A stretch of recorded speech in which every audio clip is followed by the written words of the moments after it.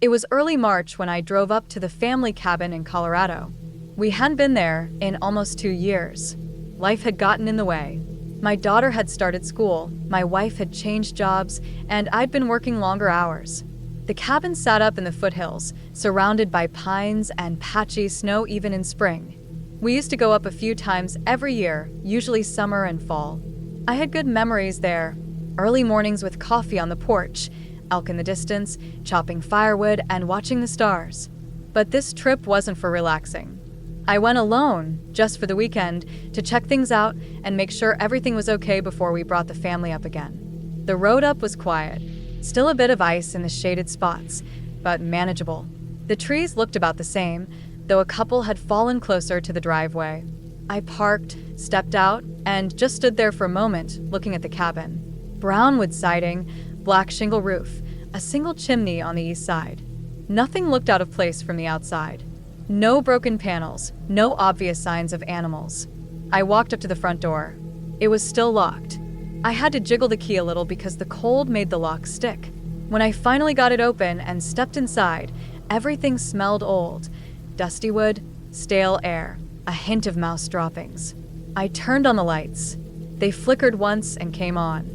The cabin had a main room with an old couch, a couple of armchairs, a fireplace, and a kitchen toward the back. 2 bedrooms and a bathroom were off the left side of the hallway. Everything looked untouched. I walked slowly through the living room. A couple of cobwebs in the corners, some dust on the furniture. I checked the cupboards, some old canned food, nothing new. No signs anyone had been here. I checked the bathroom. Nothing weird there either. No signs of animals nesting, no broken pipes. The master bedroom door was closed. I opened it and stood in the doorway for a second. The bed was made, just like we'd left it. The room was cold. No drafts though. But one thing stopped me. The window on the far wall, it was shattered. There was a big hole in it, the glass all pushed outward. I stepped closer. The floor inside the room had glass shards scattered near the wall, but the bulk of it was outside. I opened the bedroom door to the yard and walked out to get a better look. Sure enough, the glass lay mostly outside in the dirt and pine needles. That was the first thing that didn't sit right with me. Windows break inward when something comes in. But this, it looked like someone or something had broken out. The glass was pushed out, not in. I stood there for a minute trying to make sense of it. No branches near the window. No rocks or objects that could have flown through it. No footprints in the soft dirt, at least not fresh ones. I went back inside and really looked at the floor of the bedroom. The dust was thick enough that I could see a kind of trail, a wide smudge that started near the bed and led toward the hallway, like something had been dragged.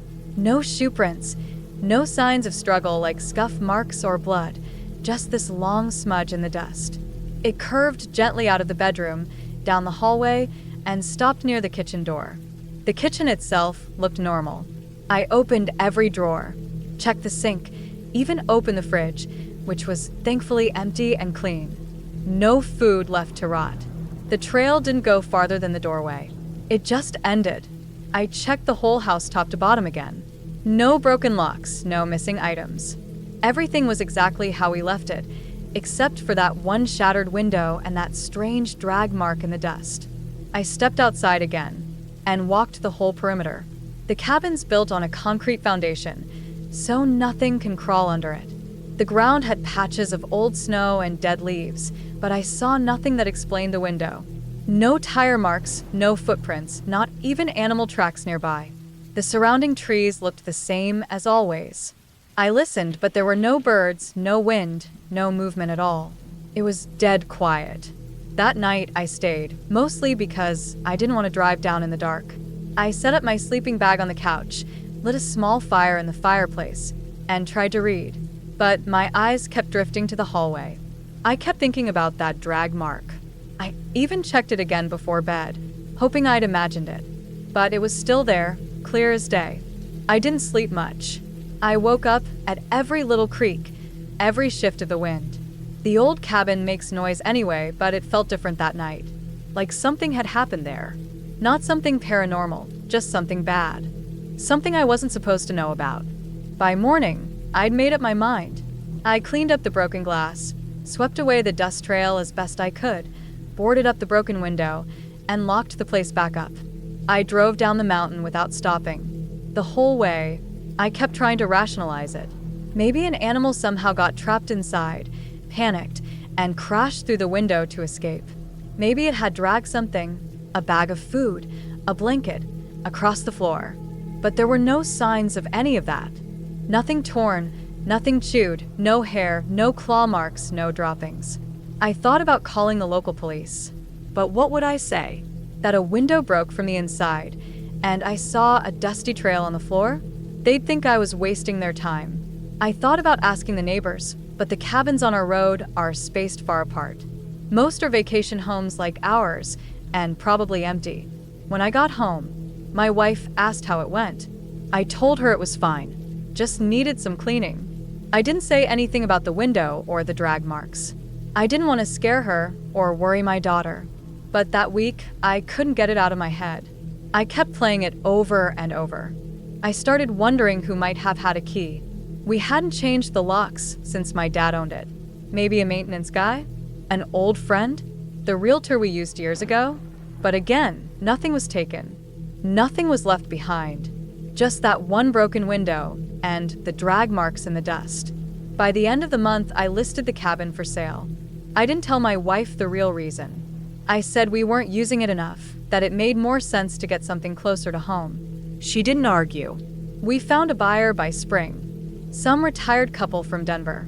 They loved the view, the quiet, the fresh air. I handed over the keys without mentioning anything. I signed the papers, took the check, and didn't look back. Even now, I still don't know what happened in that cabin. I don't believe in ghosts or anything like that. But something did happen. Something that made someone or something break out. And that's enough for me. I've never gone back. I don't plan to.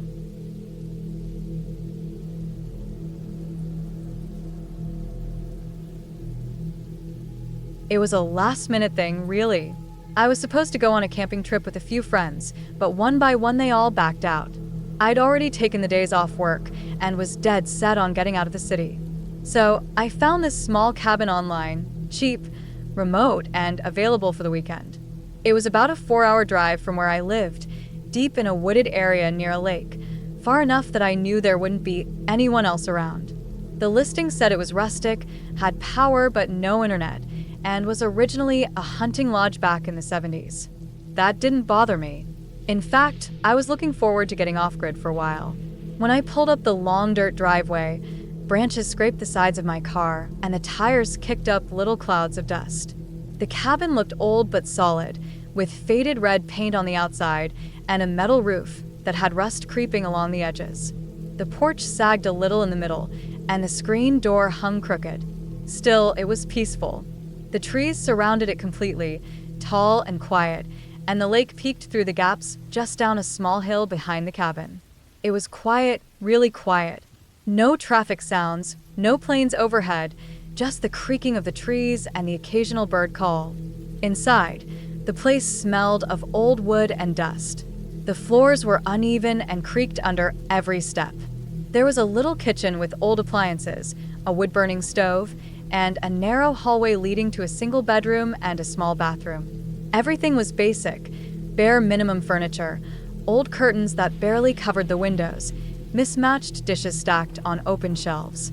But it was clean, at least clean enough. I unpacked, set my phone to airplane mode, and put it in a drawer. I didn't want distractions. That first day, I hiked around the woods a bit, checked out the lake, and made myself a simple dinner.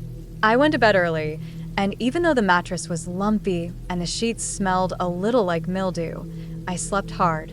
The second night was when I noticed something off. I had just gone to bed and was lying there in the dark, listening to the wind move through the trees, when I heard what I thought was a thump. Just a single dull thud from somewhere in the cabin. It wasn't loud, but it was sharp enough that I noticed it right away. I froze, listening, but there was nothing after that. Just silence again. It didn't sit right with me. I got up, walked through the cabin with a flashlight, checked all the windows and doors. Everything was locked. Everything looked normal. I figured maybe something fell off a shelf, or maybe the old cabin was just settling.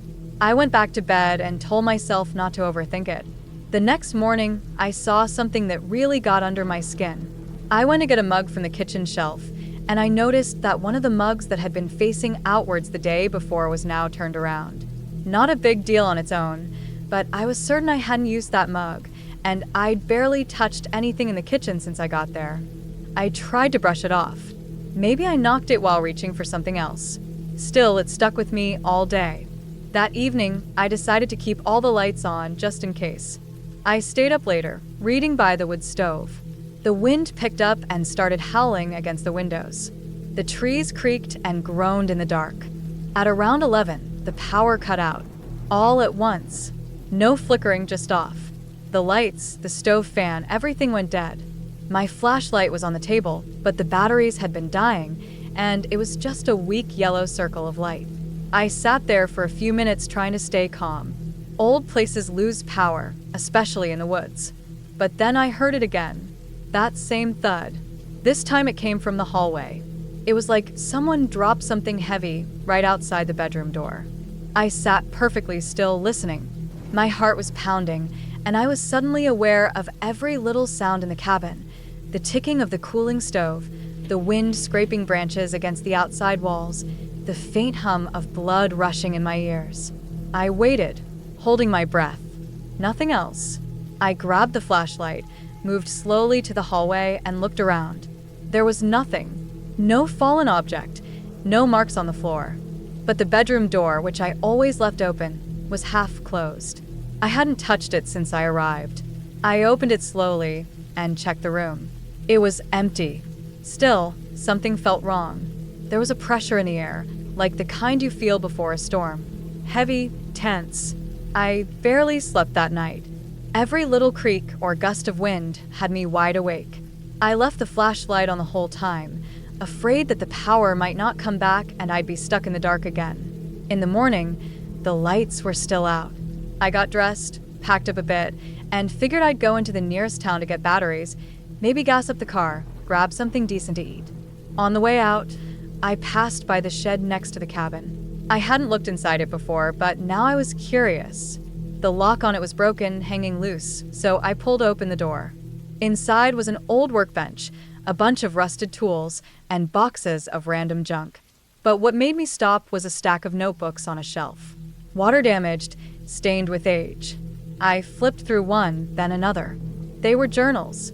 Someone had lived here before, and they'd written about their time in the cabin. The entries were messy, rambling, but a few things stood out. One writer, a man named Alan, had stayed here alone off and on for years. His entries started normal, talking about fixing the roof, chopping wood, keeping mice out. Then they shifted.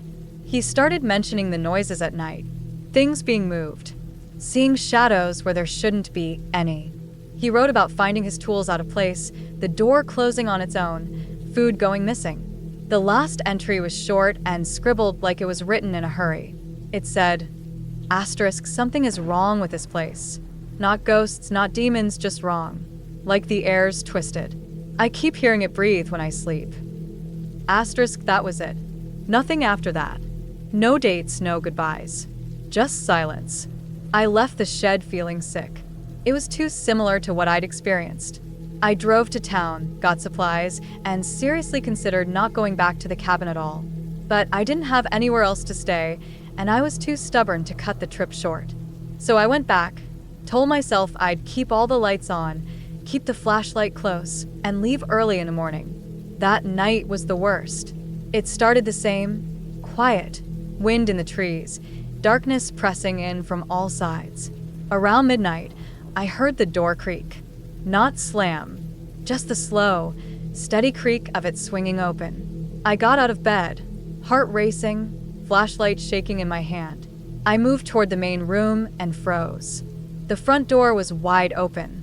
I had locked it before bed, double-checked it, but now it stood open, letting in the cold air and the sound of the wind. I scanned the porch, the trees, the shadows. Nothing. I stepped outside, looked around the edges of the cabin, my breath fogging in front of me. No signs of anyone. No tracks. Nothing.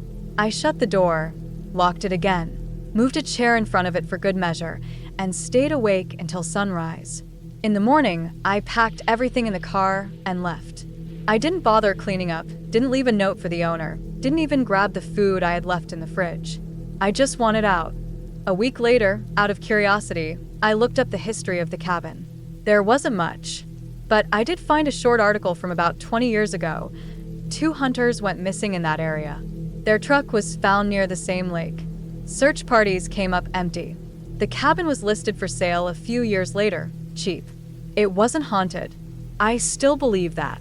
I don't believe in ghosts or demons, but I believe something about that place wasn't right. Whether it was isolation, the effect of silence and distance on the brain, or something more grounded but equally dangerous, like a past that left a stain, I don't know. But it didn't feel natural. It felt like that cabin didn't want people in it. I never went back. I deleted the listing from my bookmarks. I didn't tell my friends about it. But every now and then, I think about that journal in the shed and the sound of that door creaking open in the middle of the night, and I wonder if the next person who rents that place will leave as quickly as I did, or if they'll leave at all.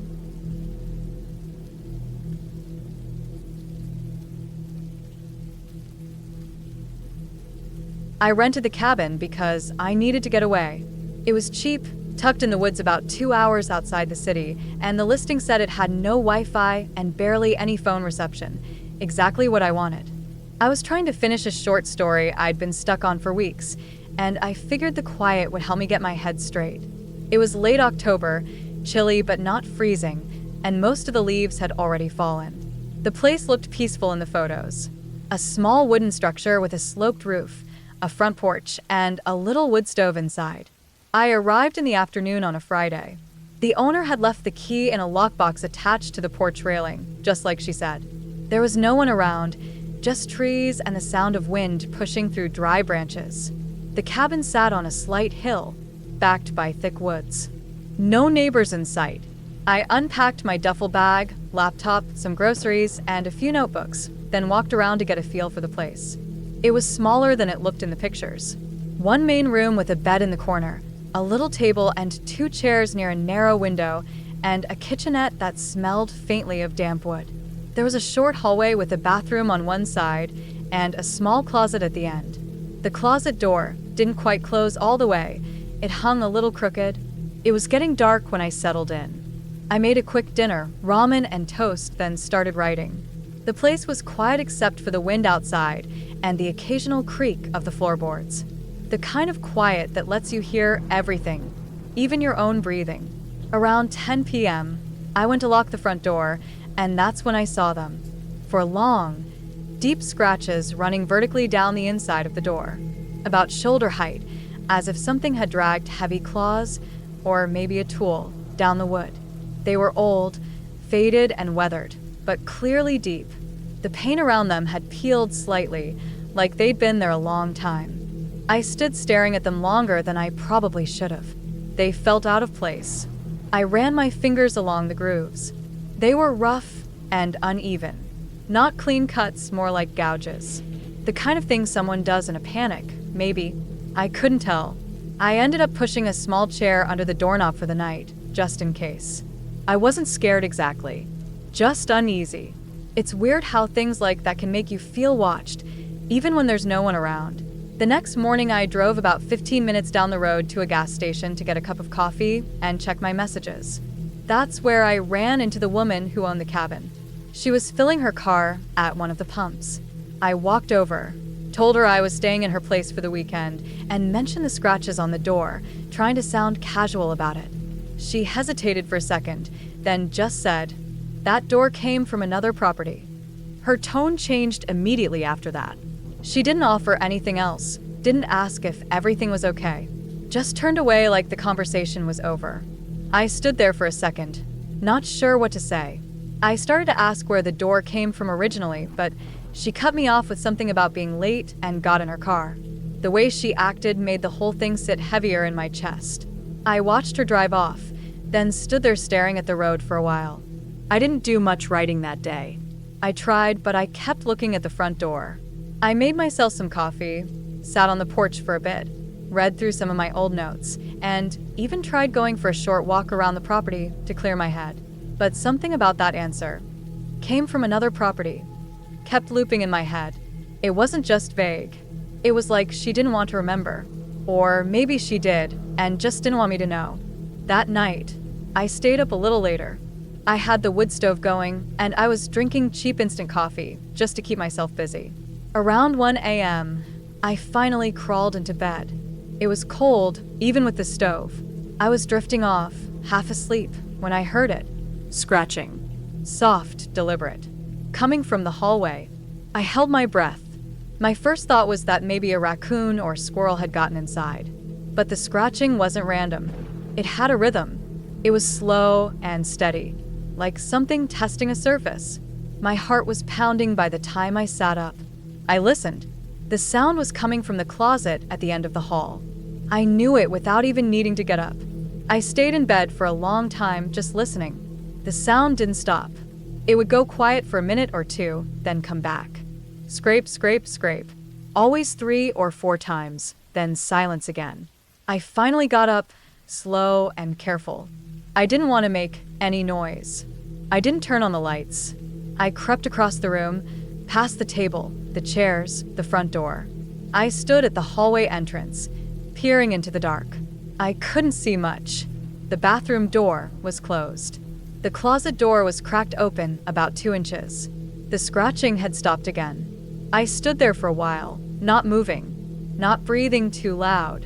Then suddenly the closet door creaked just slightly. Just a small shift, like weight leaning against it. I backed away, turned around, grabbed my keys and phone from the table, and left. I didn't even grab my bag. I just left. I didn't run, but I walked fast. The night air was freezing, but I didn't care. I got in my car, started it, and drove. I didn't stop until I was back on the highway.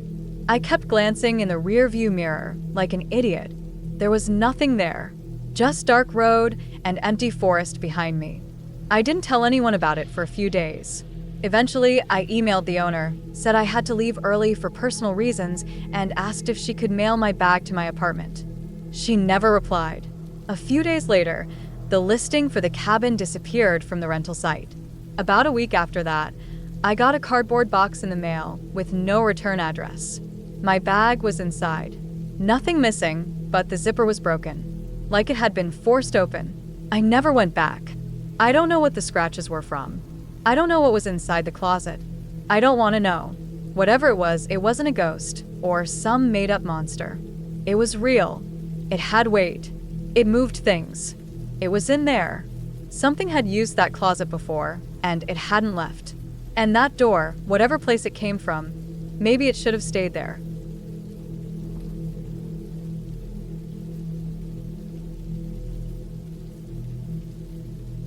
I took the cabin because it was cheap and close to where I'd be working for the next 3 months. It was deep in southern Utah, about 20 minutes outside of a small desert town that didn't even have a grocery store, just a gas station with dusty windows and a diner that only opened for breakfast. The company I worked for had set me up with a list of rental options, and most of them were taken by the time I called. The cabin was the last available.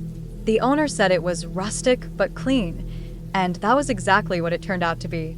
It was a small, one-room structure with a bed tucked into one corner, a kitchenette along the back wall, and a wood stove in the center. The floor was uneven and made of old planks, creaky in spots. The walls were rough pine, stained with time and dust. It had electricity and running water, though the water smelled faintly like rust sometimes. There was no internet, no TV, and cell service came and went depending on where I stood. It didn't matter. I wasn't planning to spend much time there outside of sleeping. My job kept me outdoors for long hours every day, and by the time I got back, all I wanted was a hot shower and a bed. The first 2 weeks were quiet. I'd come home, cook something simple, read a bit, and then go to bed with the window cracked open to let in the cool desert air. I heard coyotes often, and once I saw a ringtail dart past my headlights on the dirt road. There were signs of mice in the cabin when I first moved in, but a few traps took care of that. Nothing unusual, especially for a place that far out. I didn't mind the isolation. Honestly, I liked it. I felt separate from the rest of the world out there. Then one night, around midnight, I heard the sound. It was a bang. A low, hard thud, like someone hitting wood from underneath. I was lying in bed, half asleep, when it jolted me upright. My first thought was that something had fallen. I got up, walked around, checked the few shelves and counters. Everything was where it should be. I stood still for a while, listening. Another bang, then another. Slow, even. It was like someone down below was knocking with a hammer, one knock every 2 or 3 seconds. I knew there was a crawl space under the cabin. The cabin sat up on short concrete piers, maybe 2 feet off the ground. I'd noticed a small trapdoor in the floor near the back wall when I first moved in. It had a padlock on it, rusted and stiff. I never thought much about it, probably just where the pipes ran. But now that noise was coming from right under it, I could feel the dull thump through my feet when I stood nearby. I stood there for what felt like 10 minutes just listening. My heart was pounding, not fast, but heavy, like it had to push harder to keep going. I kept telling myself it was an animal. Maybe a raccoon or a fox had crawled in there and was bumping around. But animals don't move like that. Not so steady, not so deliberate. After a while, the banging stopped. I stayed up for another hour just in case. Nothing else happened that night. The next morning, I checked the trapdoor. The padlock was still there, but it wasn't hooked through the latch. It was just hanging loose, like someone had unlocked it and never bothered to refasten it. I hadn't touched that lock once since I moved in. There was no reason it should have been like that. I didn't open the door. I don't even know why. I think something in me just didn't want to know. I wanted to go on pretending it was some old pipe settling or a possum or something I could ignore. I just closed the latch and hooked the padlock back on, not locked, just hooked, and went to work like normal. That day, I couldn't focus. I kept thinking about the banging. I tried replaying it in my head, measuring the rhythm of it. I couldn't convince myself it was random. It wasn't like a water pipe knocking or an animal scratching. It was too solid, too controlled. I stayed out late that night, sitting in the company truck for longer than I needed to after the shift ended. I ate in town and drove slow on the way back. The sun had just dipped behind the hills when I got to the cabin. I sat in the car for a long time, staring at that little dark shape against the desert.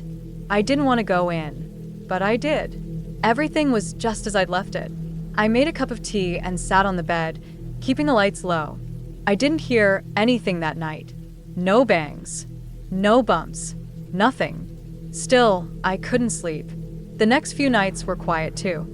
I almost convinced myself that I'd imagined the whole thing, that maybe the lock had been hanging loose from the beginning, and I'd only just noticed it, that maybe the banging had been something outside, or a dream I'd woken up in the middle of. Then it happened again. This time I was fully awake, reading by the dim yellow light of the lamp.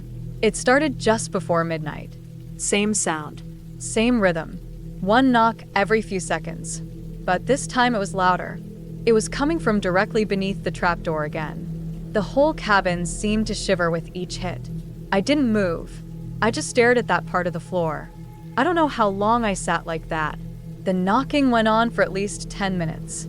I could feel sweat on my arms, on my neck, despite the cool air.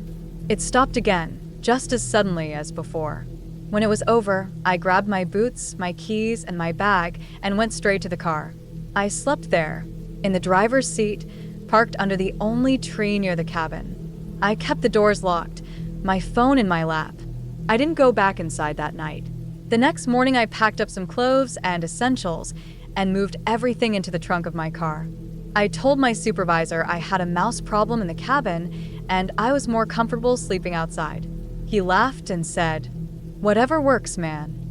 I slept in my car for the rest of the season.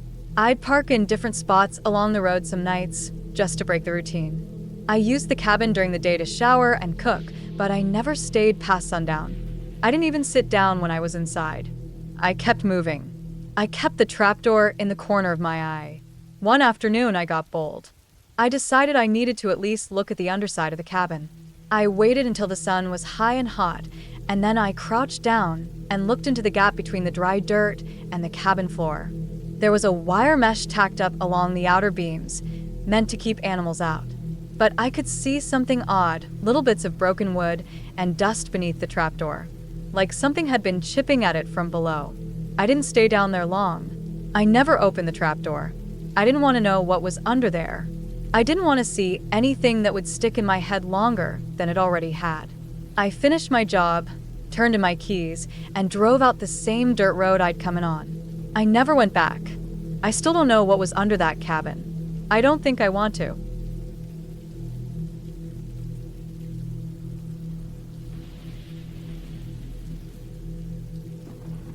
It was the middle of January when the three of us, me, Sam, and Nate, decided to rent a cabin up north near the lake.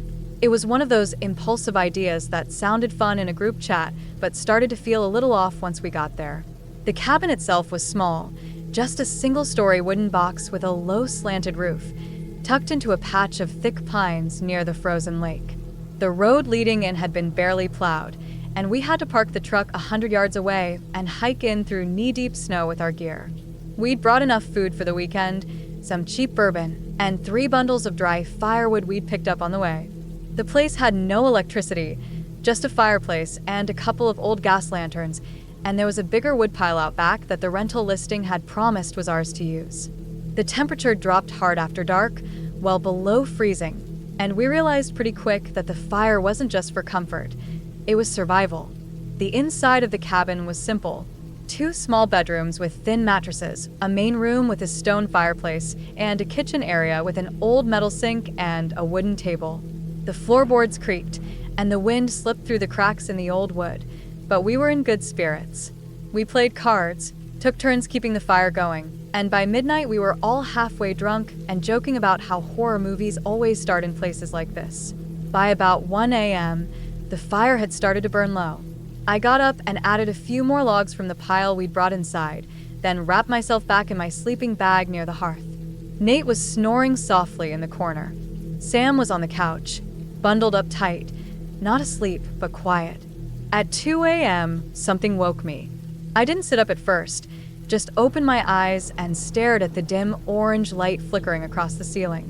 Then it hit me, the light was going out. Fast. Within seconds, the cabin dropped into that kind of cold dark that creeps under your skin and settles into your bones. The fire hadn't burned out gradually. It was dead, like someone had dumped water on it. I sat up. Sam was already awake, his breath showing in the air, and Nate stirred, groaning. That's when we noticed the cold wind blowing through the room. I turned toward the door and saw it swinging open, the snow outside blowing in hard. The lantern hanging beside the door swayed with each gust. I got up and went to close it, but something stopped me cold. The firewood pile just inside the door, the one we brought in, was gone. Every piece. The woven basket we'd carried it in was still there, but empty. Just a few wood chips scattered around. At first, I thought maybe Nate had moved it and forgotten, or maybe it had fallen over somehow. But there was nothing. It was just gone. I stepped out into the snow and felt the ice bite my skin instantly. The cold was brutal. I looked over at the wood pile just outside, under the little overhang beside the cabin. That pile too, every single log, was gone. Not just knocked over or disturbed. Gone. Like it had never been there. The snow was fresh. It had been falling lightly for hours, but not enough to bury anything. And yet there were no tracks. Just our own, leading back and forth between the truck and the cabin, already half filled with new snow. I looked farther out, scanning the white expanse between the trees. Nothing. Not a single mark. I went back in and shut the door tight, using the heavy bolt and dragging one of the chairs against it. We checked the windows. Locked. No sign of forced entry. No broken glass. Nothing stolen. Nothing moved except the firewood. The weirdest part was how quiet it had been. There were no sounds. No footsteps on the porch. No creaking wood. Nothing. I couldn't understand how someone or something could have taken it all without making a sound, and without leaving even a single print in the snow. We gathered in the center of the room, each of us still wrapped in sleeping bags. We'd brought our knives, just standard camping ones, and we kept them close. We didn't speak much, just sat with our backs to the walls, eyes on the windows and the door, listening for any sound. The cold got worse as the night went on. I've never felt anything like it. It didn't just numb your fingers or sting your face. It got into your chest, made your lungs hurt with every breath. By dawn, our teeth were chattering and our water bottles had frozen solid. None of us had slept. Every so often we'd hear a crack in the woods, but it could have been anything. The cold, the trees settling, some animal out there. Still, we held tight to our knives and stayed close. When the sun finally came up, it lit the room just enough to see our own breath hanging in the air like fog. I opened the door slowly, heart pounding, expecting maybe to find something, anything, explaining what had happened. There was still nothing. No tracks. No wood. No sign of anything disturbed. We walked around the cabin, checking behind trees, scanning the frozen lake. The snow was untouched except where we had walked. Not even the hint of a trail leading off into the trees. Nothing. We packed up fast. None of us said much.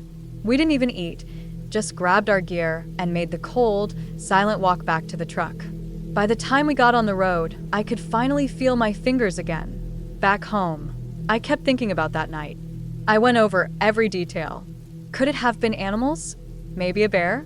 But bears don't carry off firewood, and there would have been tracks.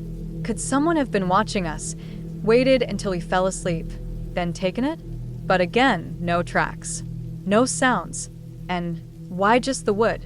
I even called the rental company later, just to ask if anything weird had happened there before. They said no. Just a standard winter cabin. Said they'd check on the wood pile, but never called back. The three of us haven't talked much about that trip since. It's like we're all still trying to make sense of it in our own way, and talking about it just makes it worse. I don't have an explanation. I've stopped looking for one. All I know is that fire didn't go out on its own. That wood didn't vanish. And someone was out there with us that night, close enough to take what we needed to survive, without ever being seen, heard, or leaving a single trace behind. I haven't gone back to that cabin. I won't.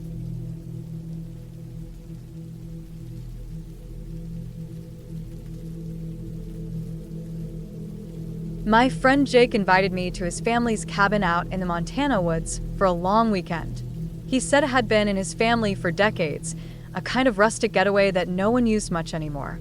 I had just gotten off a rough couple of weeks at work and needed a break, so I said yes without asking many questions. He mentioned it was remote, but I didn't fully understand what he meant until we were actually out there. The drive was long, almost 6 hours from the nearest real town, and the last 40 miles were nothing but dirt roads, pine trees, and the occasional deer darting across the trail. When we finally pulled up to the cabin, it was already late afternoon. The place was small, built from thick logs with a green tin roof that looked like it had been hammered into place sometime in the 70s. There was a wide porch that creaked when you stepped on it, a single-pane window near the front door, and a rusted-out fire pit off to the side. No neighbors, no power lines, no signs of life. My phone hadn't had service since we passed the last gas station an hour back. Jake seemed totally at home, though. He said his grandfather used to take him out there as a kid. It had running water from a nearby creek, and we had a portable generator in case we needed some electricity, but he said we'd mostly be off-grid. I didn't mind at first. It was kind of peaceful being that cut off from everything. The first night passed quietly.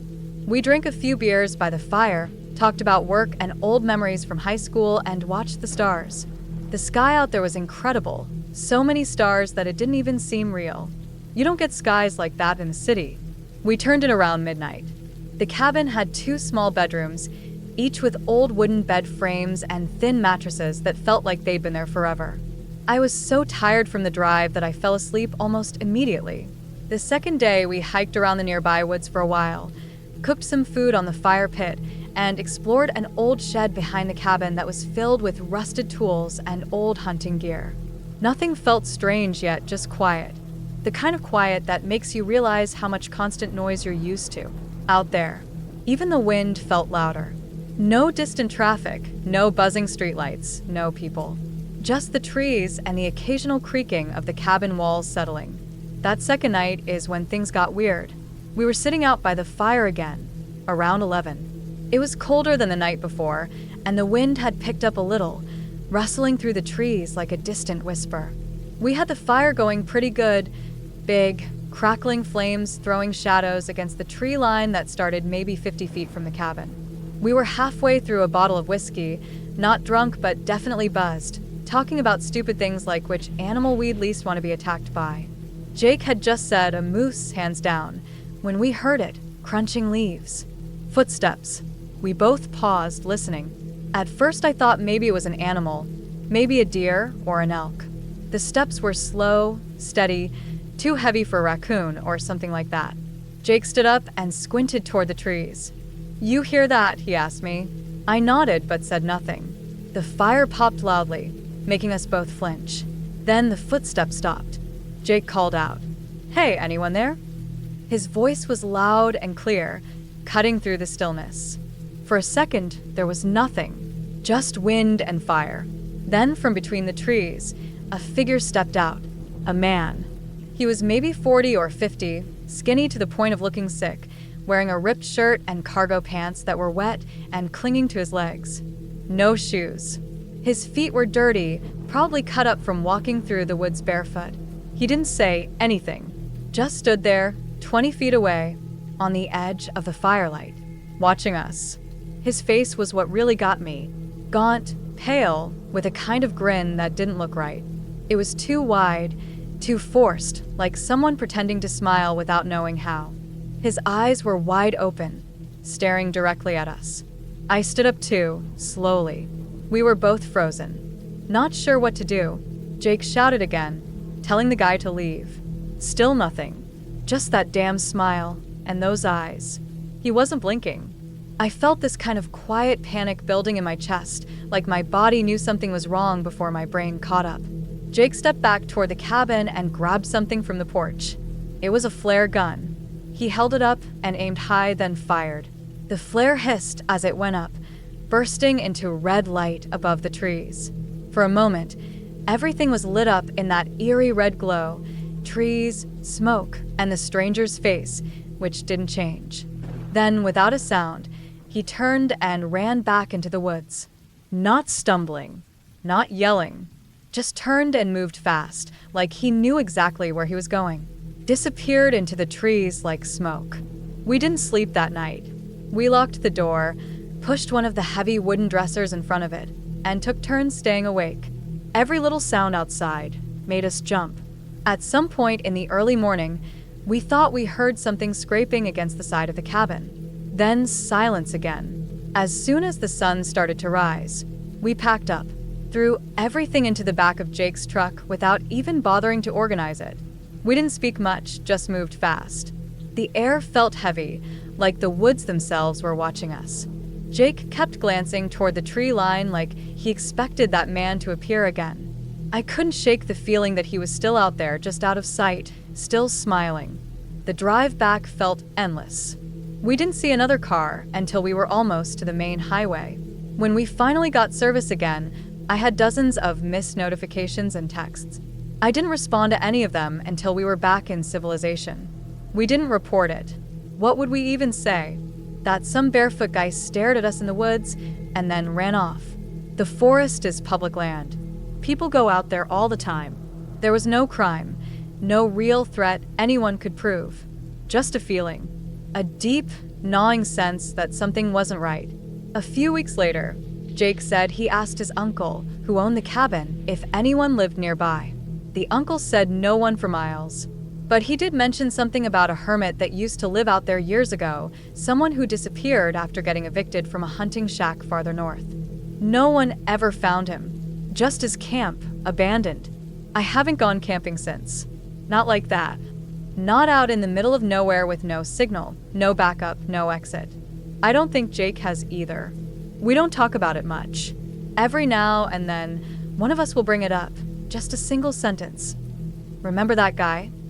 And the other will nod, silent. We left at dawn, and we never went back.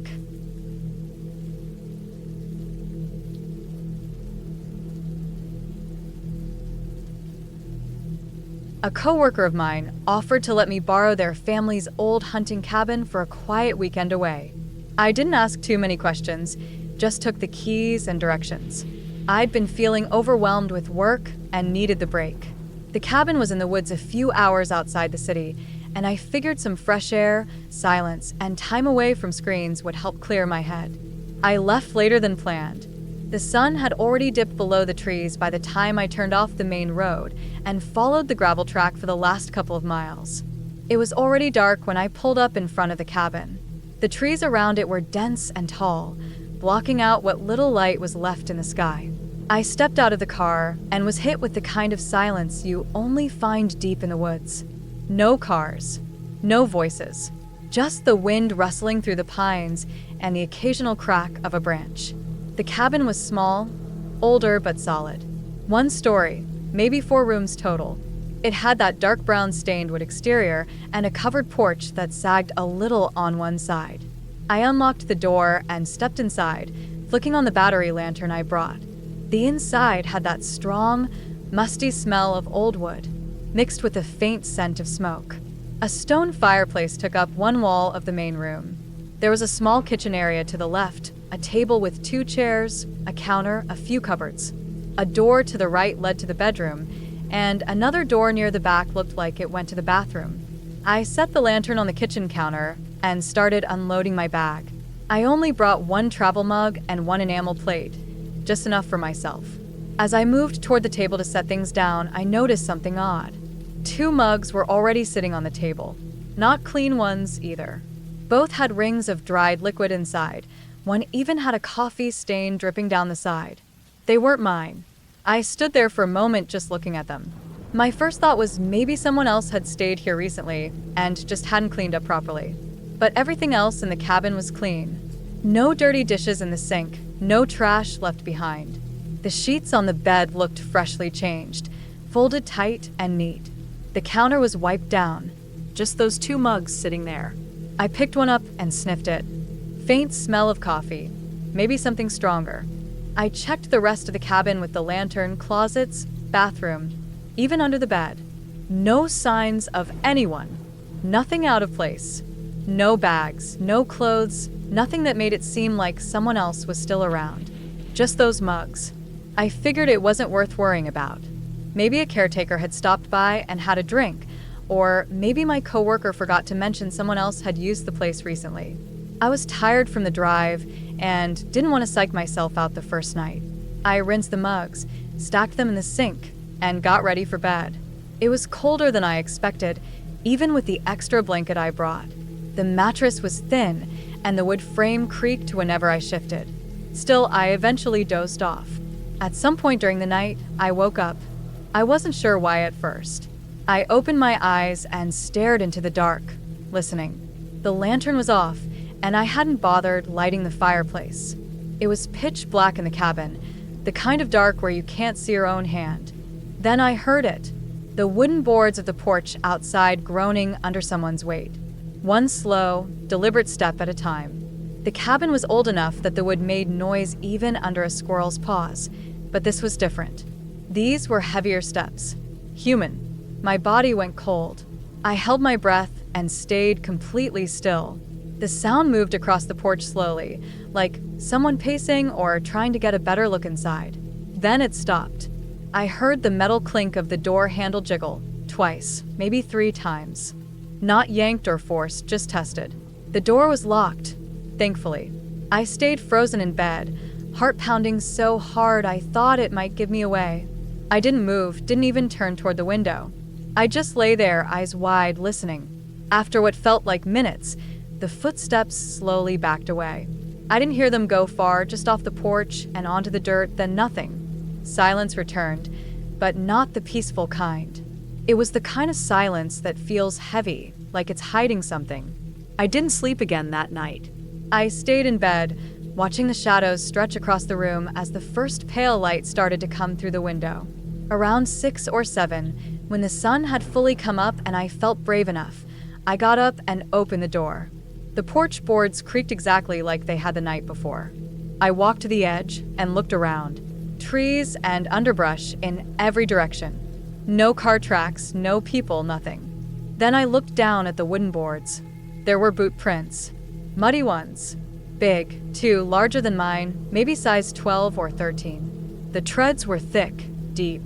They started near the steps, paced around near the front of the door, then disappeared into the dirt leading into the trees. I checked my own boots against them. They didn't match. I stood there for a long time just staring at the prints, trying to make sense of it. Someone had definitely been there. Someone who wasn't supposed to be.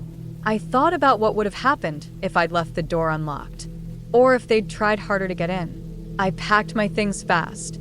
No breakfast. Just tossed everything into my bag and got back in the car. As I backed down the gravel road, I kept checking the rearview mirror, half expecting someone to step out of the trees. But no one did. When I got back into town, I called my coworker and told them what happened. They were surprised but didn't seem too concerned. Said the cabin hadn't been used in a while and maybe a hunter or a local had wandered close by mistake. I wanted to believe that, but something about it didn't sit right with me. Those mugs. The prints. The way the person didn't knock or call out. They just tried the handle. I haven't gone back since. Probably never will. And I always double-check the locks now, no matter where I'm staying.